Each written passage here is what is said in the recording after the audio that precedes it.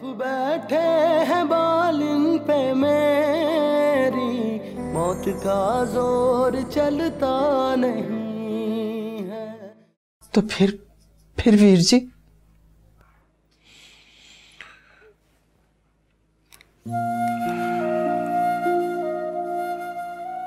वो बहुत शरीफ और वफादार लोग हैं, इसीलिए उन्होंने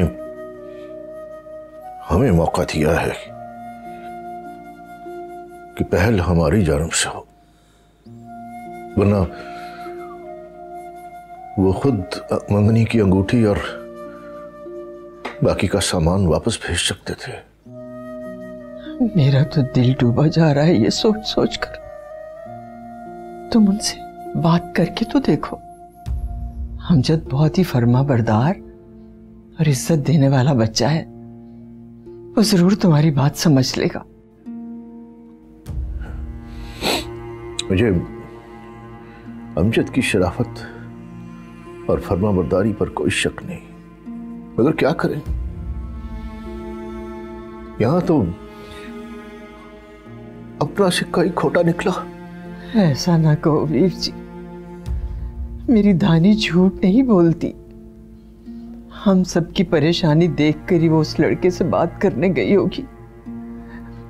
मुझे अपनी बच्चियों पर पूरा एतमाद है। रहने दो आपा, ये आपका झूठा एतमाद, झूठा भरोसा,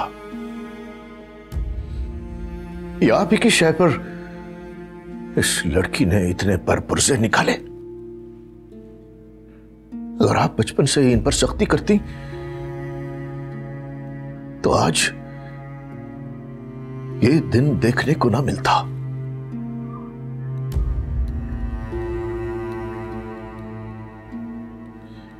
ये बात जब लोगों तक पहुंचेगी तो कैसी कैसी बातें बनेंगी, हंसी उड़ाई जाएगी हमारी। कुछ अंदाजा है आपको? हाँ भैया, मुझे ही दो सारा इल्जाम, सारा कसूर मेरा ही है। ना मैं अच्छी माँ बन सकी और ना ही अच्छी फुप्पो। इन फूल जैसी बच्चियों पर सख्ती करने को मेरा दिल नहीं मानता, तो बताओ मैं क्या करूं। आज भी मेरा कलेजा फट गया जब तुमने जिंदगी में पहली बार धानी पर हाथ उठाया। काश मेरा यह हाथ बहुत पहले उठ गया था। बहरहाल आप कल जुम्मन बुआ को बुलवाएं और मंगनी की अंगूठी वापस भिजवा दें। लड़के वालों ने हमारा भरम रखा है, ये उनका एहसान है हम पर। वीर जी, मंगनी टूटना बहुत बुरा शगुन होता है, चाहे ये पहल लड़की वालों की तरफ से हो या लड़के वालों की तरफ से, लेकिन इल्जाम सारा लड़की वालों की तरफ होता है। हाँ, अपनी औलाद की करनी का फल तो चखना पड़ेगा हमें। मंगनी तोड़ने में पहल करने से शायद हमारा झूठा भरम रह जाए। तो फिर मेरी धानी का क्या होगा? अरे इस रिश्ते के अचानक यूं टूट जाने के बाद उसका बाजू कौन थामेगा? कौन ब्याह कर ले जाएगा उसे? इसका हल है मेरे पास। कैसा हल? क्या आपको अपनी राजा के लिए धानी का रिश्ता कबूल है? क्या आप राजा का रिश्ता करोगे धानी के साथ? क्या वीर जी, क्या क्या कहा? मेरा राजा और धानी? क्या आप ही एक टूटी मंगनी वाली लड़की के साथ अपने बेटे को ब्याहना नहीं चाहती। कभी जिंदगी में ऐसी बात अपनी जबान पर मत लाना। अरे मेरी तो ये बरसों की तमन्ना थी, मगर अपने राजा की तालीम और हैसियत देखकर कभी ये बात अपनी जबान पर नहीं ला सकी। धानी मेरे राजा की दुल्हन बने, अरे इस खुशी को तो सोचकर ही मैं मरने लगती हूँ। इसके बाद तो जैसे कुछ मांगने को रहा ही नहीं बाकी। मेरी जिंदगी भर की तमन्ना पूरी हो गई वीर जी। बस तो फिर ठीक है, आप चाहें तो राजा से एक बार पूछ लें। अगर उससे कोई एतराज नहीं है तो बस तैयारी करें। मैं यहां करीब ही मोहल्ले में मकान देख लेता हूं आप तीनों के लिए। रुखसती राजा अपने घर में ही करे तो ज्यादा अच्छा है। ये क्या बात हुई भला? फिर यहाँ शानी और तुम्हारा ख्याल कौन करेगा? ना वीर जी ना, मैं तुम्हें छोड़कर कभी कहीं नहीं जाऊंगी। समझा करो आपा, राजा रुखसती से पहले अपने घर में मुंतकिल हो जाएगा तो ज्यादा अच्छा है, वरना सारी जिंदगी घर दमादी का ताना सहेगा लोगों से। बस मैं मकान देखता हूं और रुखसत होने के बाद आप जब चाहें यहां वापस लौट आना। इतनी देर में धानी भी घरदारी सीख जाएगी। किस इम्तिहान में डाल दिया है वीर जी, किस इम्तिहान में डाल दिया है तुमने मुझे। बेटे के साथ रहूं तो भाई अकेला रह जाएगा, और अगर भाई के करीब रहूं तो बेटा तनाव हो जाएगा। मजबूरी है आपा, मैं राजा के यहां रहते हुए धानी को रुखसत नहीं कर सकता। कहा ना, यहां करीब ही मकान देख लेंगे ना। आप जब चाहे भाई के घर आ जाओ, जब चाहे बेटे के, जहां चाहे दिन गुजार लो और जहां चाहे रात। बस बस आप तैयारी कर लें।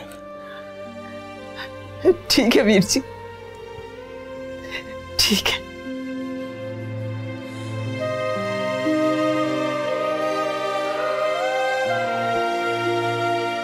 ये क्या कह रही हो अम्मा? धानी का रिश्ता, और वो भी मेरे लिए? कहीं रात को ख्वाब तो नहीं देख लिया तुमने? मामू ने सुन लिया ना तो तुम्हारे साथ साथ मुझे भी इस घर से निकाल देंगे। चुप कर, बेवकूफ ना हो तो। अरे तेरी माँ भी इतनी बूढ़ी भी नहीं हुई कि ख्वाब और हकीकत में फर्क ही ना कर सके। बेटा तेरे मामू ने खुद रात को मुझसे ये कहा है। मैं तो उसी वक्त आई थी तुझे बताने के लिए, लेकिन तू घोड़े बेच के सो रहा था। पर ये मुआवजा हुआ कैसे? और वो अमजद बाबू, उसका क्या बना? वीर जी ने मंगनी तोड़ दी है धानी और अमजद की, और आज बुआ के हाथ अंगूठी भी वापस भेज देंगे। तुझे क्या, तेरे तो मन की मुराद पूरी हो गई ना। अच्छा, तो यूं कहो ना अम्मा कि तुमको और मामू को कुर्बानी का बकरा चाहिए धानी के रिश्ते के लिए। पागल हो गया है बच्चा मेरा, है? खबरदार आइंदा ऐसी बात मुंह से निकाली तो। सच कहूं अम्मा, राजा से ये बात हजम नहीं हो रही। अच्छा तो ठीक है, फिर मैं अभी जाके तेरे मामू से कह देती हूँ कि राजा को ये रिश्ता कबूल नहीं है। अरे मेरी धानी के लिए रिश्तों की कमी नहीं है, लाखों हैं और वो भी तुझसे अच्छे। अरे अम्मा मैं तो मजाक कर रहा था, गुस्सा तेरे माथे पे चढ़ा रहता है हर टाइम। अच्छा ठीक है, तुम और मामू इतना इसरार कर रहे हो तो मान लेता हूं, जैसे तुम लोगों की मर्जी। बड़ा नौटंकी है तू, ड्रामेबाज कहीं का। सब जानती हूं मैं तेरे दिल में क्या है।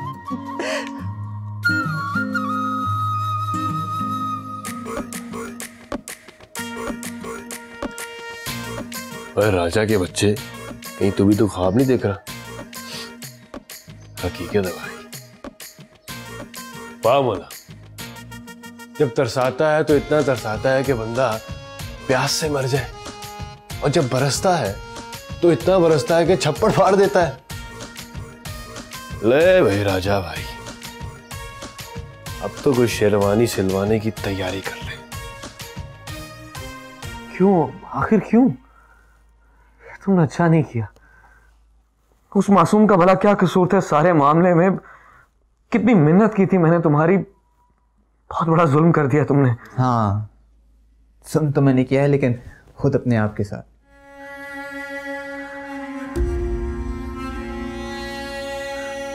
लेकिन ये जुल्म उस जुल्म से बड़ा नहीं है जो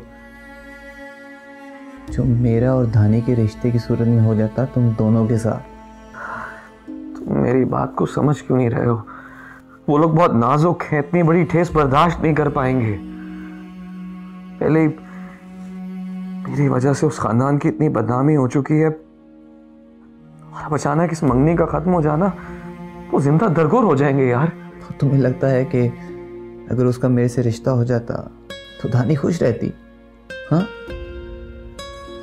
देखो समीर, मेरे दिल ने जो कहा मैंने वो किया, और सच ये है कि तुम दोनों के लिए इससे ज्यादा मैं और कुछ कर भी नहीं सकता। अब इससे आगे तुम जानो और तुम्हारी तकदीर।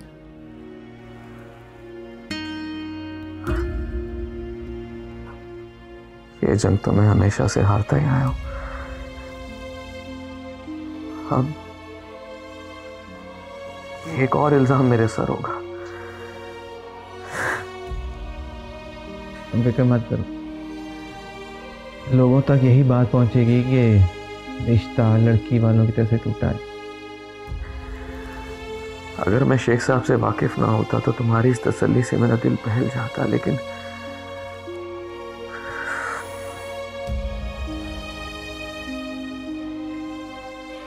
जानते हो, आज तुम्हें देखकर फिर से यह एहसास जागा है कि दुनिया अभी आला ज़र्फ़ों से खाली नहीं हुई। देखो समीर, मुझे ज्यादा खुशी तब मिलेगी जब तुम अपनी मंजिल पालोगे। मंजिल अपनी जगह, रास्ता अपनी जगह, मसला तो कदमों का है, जो किसी से किए हुए वादों की जंजीर में जकड़े हुए हैं।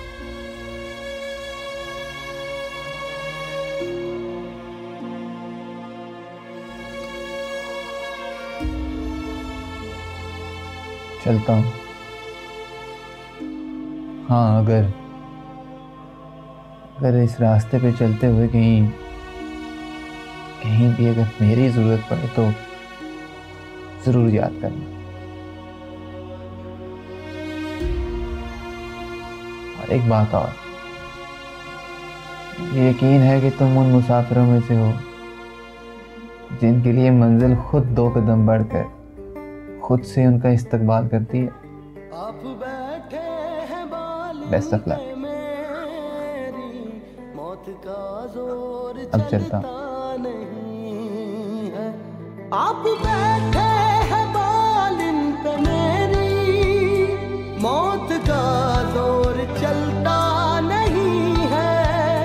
मौत मुझको गवारा है, लेकिन मौत मुझको गवारा है, लेकिन क्या करूं दम निकलता नहीं है, क्या करूं दम निकलता नहीं।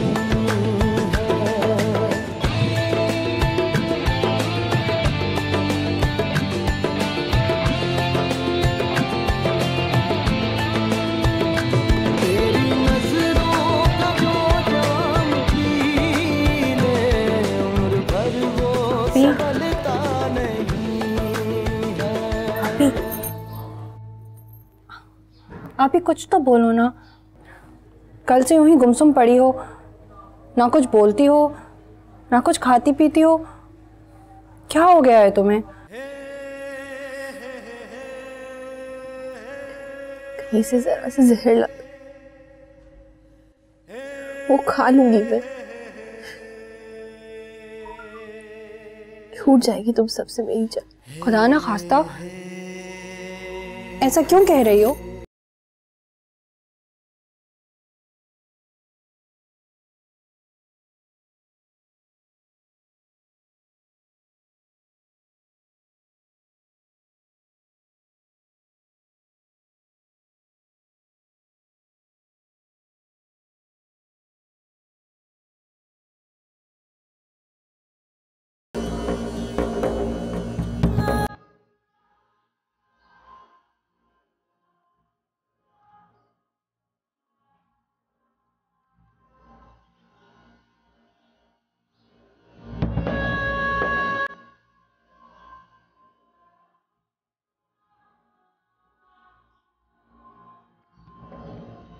ये क्या बीजी? हाँ, धानी का हाथ वीर जी ने राजा के हाथ में देने का फैसला कर लिया। मेरी बरसों की मुराद पूरी हो गई। क्या? राजा भाई और आप ही? हाँ, इसके अलावा हमारे पास और कोई रास्ता बचा नहीं था। अमजद की ना के बाद वीर जी के सामने सिर्फ यही एक रास्ता था। और देखो अल्लाह ने कैसे मेरी बरसों की मुराद पूरी कर दी। सच है कि अल्लाह के राज अल्लाह ही जानता है। मेरे दिल की ठंडक मेरी धानी को कैसे मेरी झोली में डाल दिया।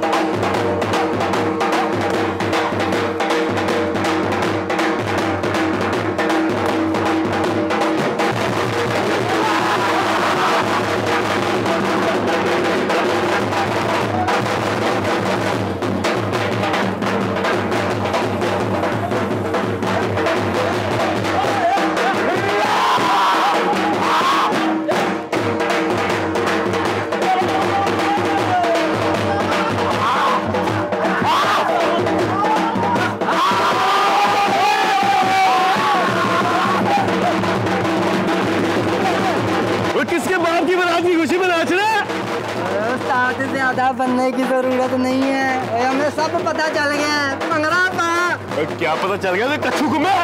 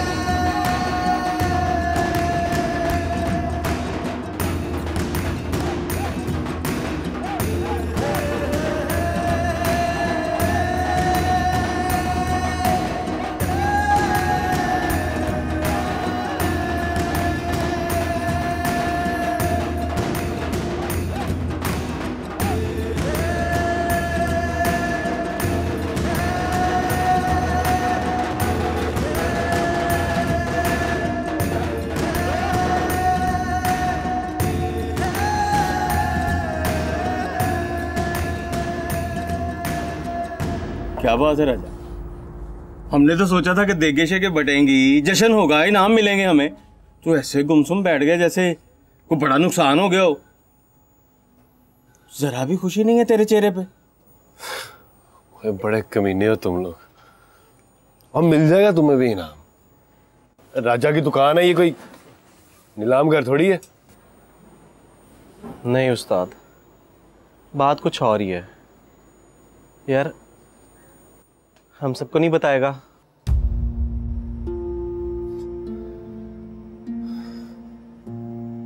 ओए, मुझे तो खुद भी नहीं पता कि मुझे हुआ क्या है। बस दिल बुझा बुझा सा है कुछ। क्या बात कर रहा है राजा तुम? आज तेरी मन की सबसे बड़ी मुराद पूरी होने जा रही है और तू, तेरा दिल क्यों बुझा हुआ है? और जिसको देख के दिल जलता था वही बुझी बुझी है, तो मेरे दिल का दीप कैसे जलेगा यार? पता नहीं क्यों मुझे ऐसे लगता है जैसे दानी इस रिश्ते से खुश नहीं है, और उसे इस हालत में देखकर मेरा अपना दिल डूब जाता है।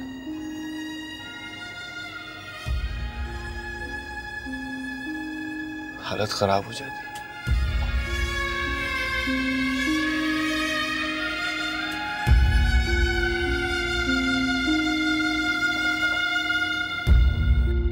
कैसी बातें कर रहे हो समीर बाबू?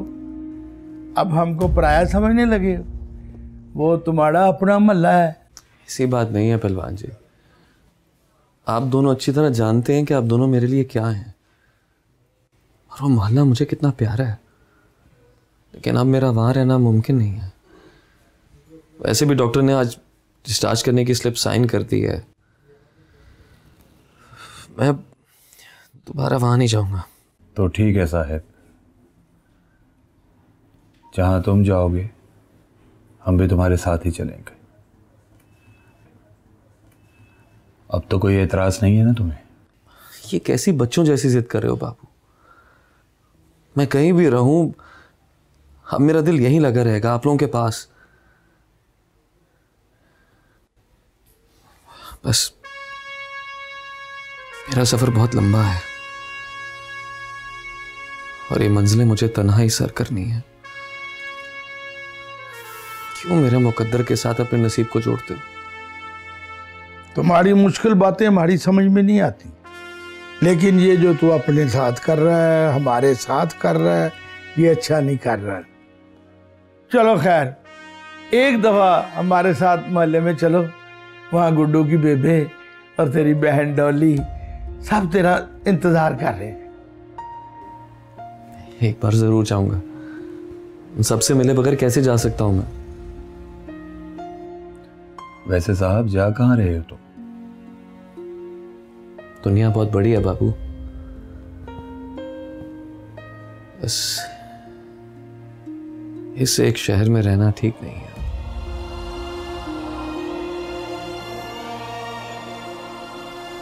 मैंने सनी के साथ हमेशा के लिए बाहर जाने का फैसला कर लिया। अगर मैं यहां रहा तो आप सबको भी परेशान करता रहूंगा। आप में से कोई एक काउंटर पे चला जाए जो थालियों का चाट बनवा। अब बैठो, मैं बना लाता हूँ चाट।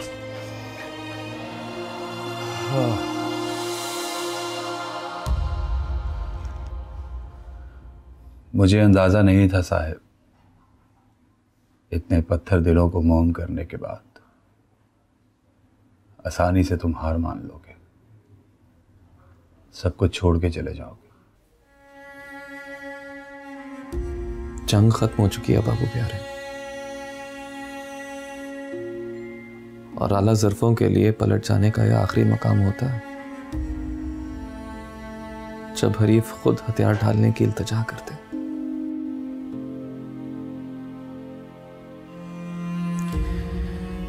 उसने पहले ही मेरी वजह से बहुत तकलीफें झेली हैं। बहुत नाजुक है वो, मासूम। कांच की बनी हुई, मजीद नहीं सह पाएगी इस जमाने के पत्थर, इसलिए मेरा चले जाना ही बेहतर है। मोहल्ले में ये बात मशहूर है कि शेख साहब ने उसका रिश्ता राजा के साथ पक्का कर दिया। जहां पर धानी का रिश्ता हुआ था, उनकी किसी नाजायज फरमाइश पर शेख साहब ने रिश्ता तोड़ दिया, और शेख साहब की शराफत को देखते हुए मोहल्ले वालों ने इस बात का यकीन कर लिया।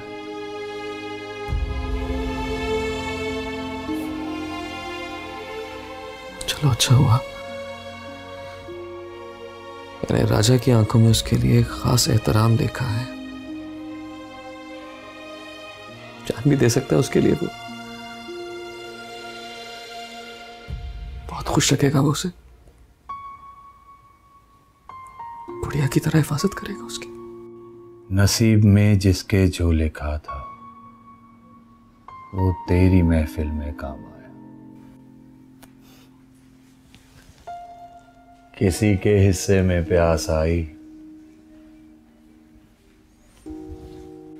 किसी के हिस्से में जाम आया।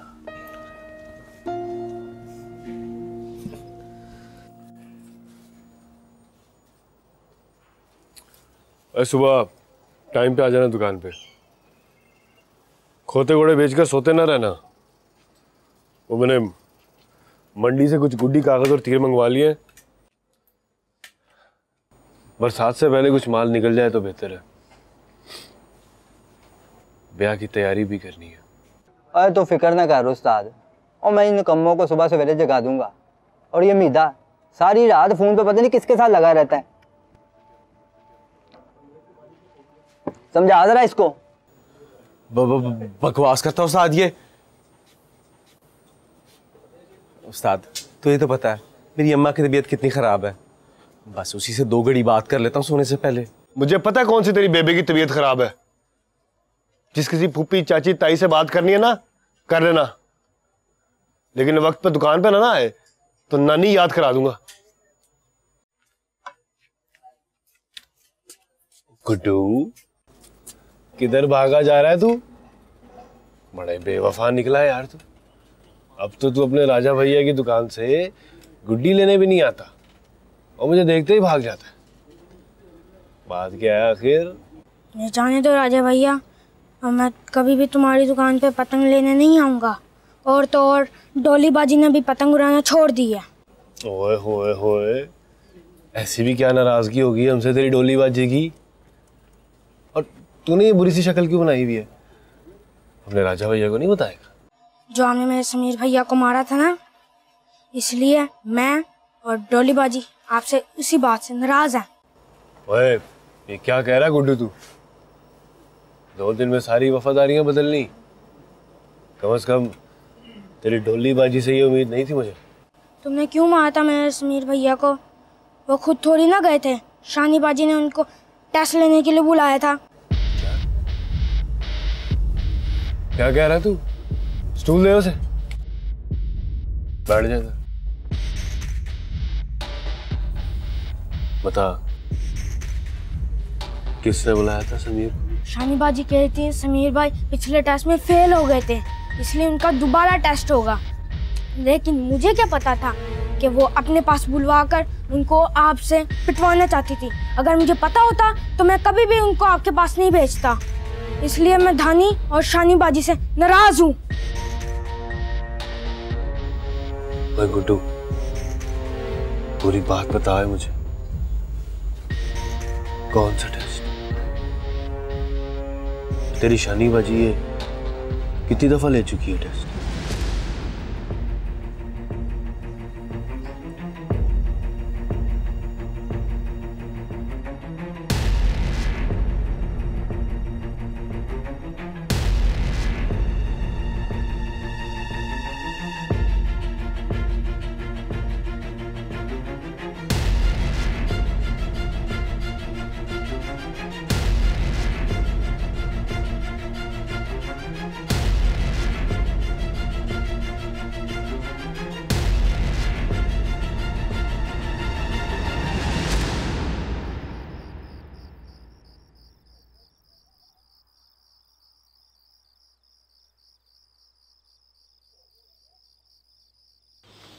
लो बेटा। वालेकुम अस्सलाम। ये धानी का सामान है, इसके सामान में रखते हैं।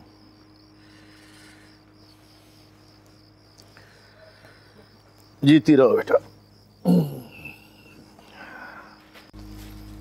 मैंने कहा भी था वीर जी कुछ आराम कर लेते। देखो ना थकन से कैसा चेहरा जर्द हो रहा है। हाँ, ये थकन तो अब धानी की रुखसती के साथ ही रुखसत होगी। वो गफूर प्रॉपर्टी वाले को मैंने कहा था मकान देखने को, उसने देख लिया है। ये 3 गलियां छोड़कर है। मैंने कहा देखने के बाद ही फैसला करेंगे। मेरी तो जरा भी मर्जी नहीं है वीर जी अपनी हवेली को छोड़ के जाने की। ये तो तुम मजबूर कर रहे हो मुझे बस। आपको हवेली छोड़ने के लिए कौन कह रहा है? आपसे कहा भी था आपका जब जी चाहे वापस चली आइएगा। तो शादी के बाद शुरू शुरू में जरा जरूरी है उन दोनों के लिए भी, और फिर दुनियादारी भी तो कुछ चीज है। ठीक है वीर जी, जैसे तुम्हारी मर्जी। हाँ, मैं वो कल गफूर से कहूँगा वो आपको बच्चियों को और राजा को मकान दिखा दे।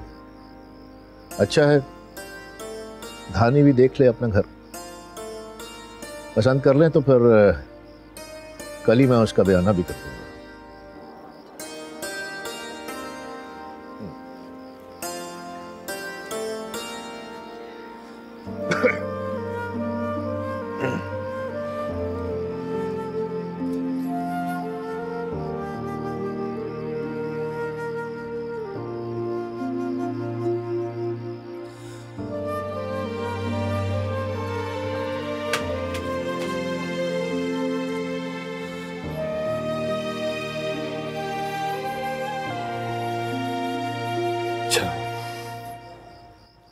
तो तुम यहां छुपी खड़ी हो, लेकिन कब तक छुपोगी?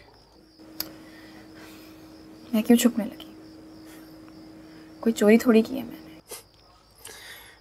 आज तक किसी चोर ने माना है कि उसने चोरी की है?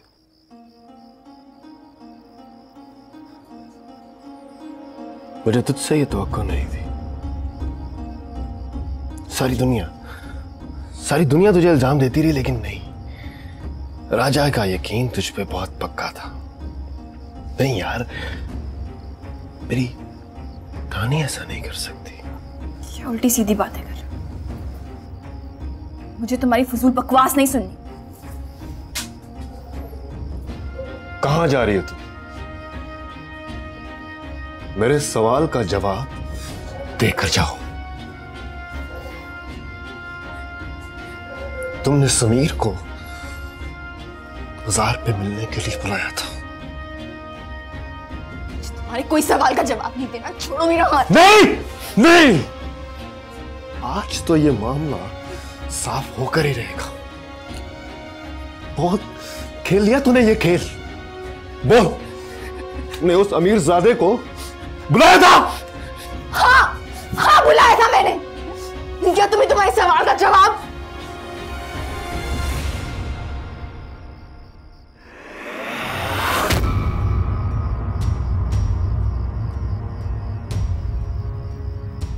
शर्म आती है मुझे तुझे अपना कहते हुए? किसी और का नहीं तो अपने बाप की इज्जत की लाज रख ली होती तूने।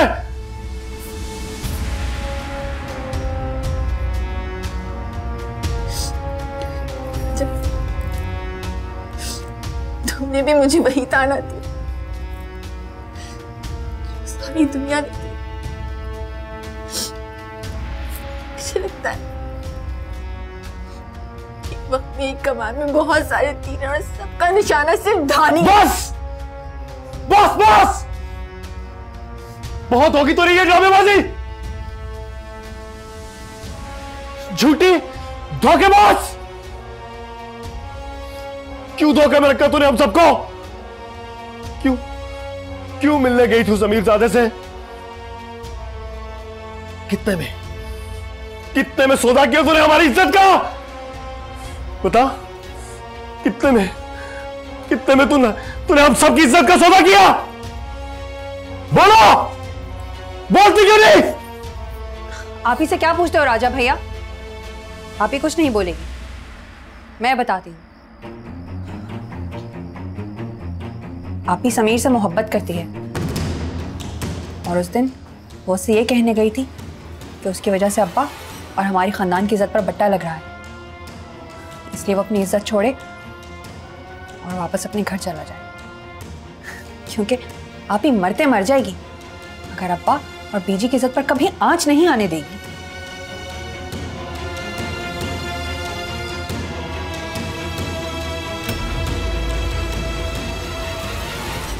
बैठे हैं बालिन पे मेरी, मौत का जोर चलता नहीं।